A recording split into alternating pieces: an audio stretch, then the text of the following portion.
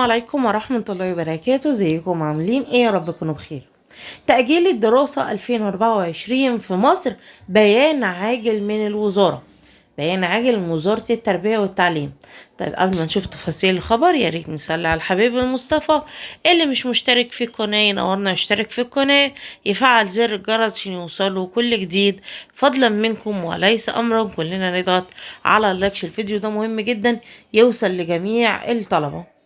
دلوقتي احنا سمعنا كتير جدا عن متحور كورونا الجديد اللي هو بيتريقوا عليه وبيقولوا 5 جنيه. هو يعني 5 GH، يعني عارفين انتوا GH رمز الايه؟ الجنيه المصري يعني. ولكن فطبعا كل السوشيال ميديا بتتريق عليه، بيقولوا متحور كورونا 5 جنيه. وانباء كتيره جدا جدا. بصوا، بتتقلبوا صفحات الفيسبوك كلها بلاش ننزل في الشارع الفتره دي، بلاش مش عارفه ايه، حفاظا على سلامتكم. احنا مش هننكر ان في دور برد منتشر جدا اللي هو بيصيب الاذن ده، عارفين؟ بيبقى عامل طنين في الاذن او بيبقى ودانك مكتومه وكده. وهو فعلا الفيروس منتشر جدا جدا جدا، فيروس البرد اللي منتشر دلوقتي. لكن نيجي بقى دلوقتي نربطه بالدراسة. كل السوشيال ميديا بتقول البرد اللي كورونا اللي منتشرة دلوقتي هيتأجل الدراسة.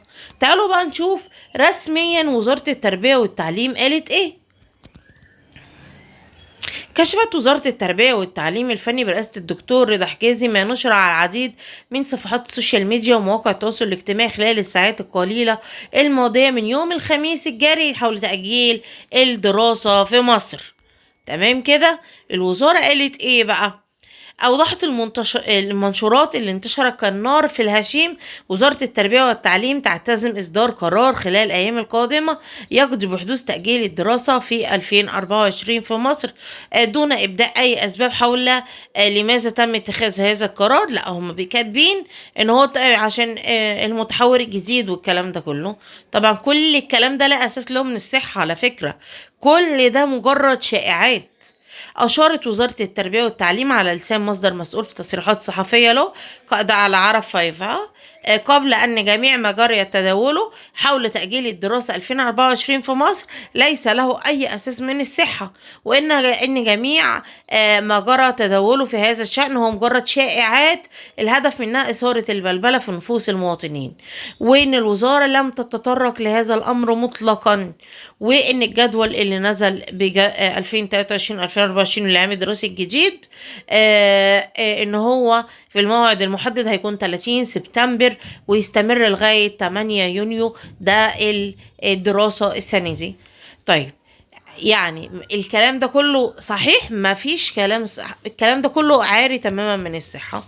الوزارة بقى توجهت بتطلب من جميع المواطنين عدم الانسياق وراء هذه الشائعات. انا عايزه اقول لكم مجرد الخبر هيطلع على السوشيال ميديا مش نسيبنا من السوشيال ميديا، لان السوشيال ميديا كلها دلوقتي بتقول ان هيتم التأجيل، ولكن هيطلع على كل المواقع الإخبارية الصحيحة. فما فيش تأجيل حتى الآن، وحافظوا على ولادكم. السلام عليكم ورحمة الله وبركاته.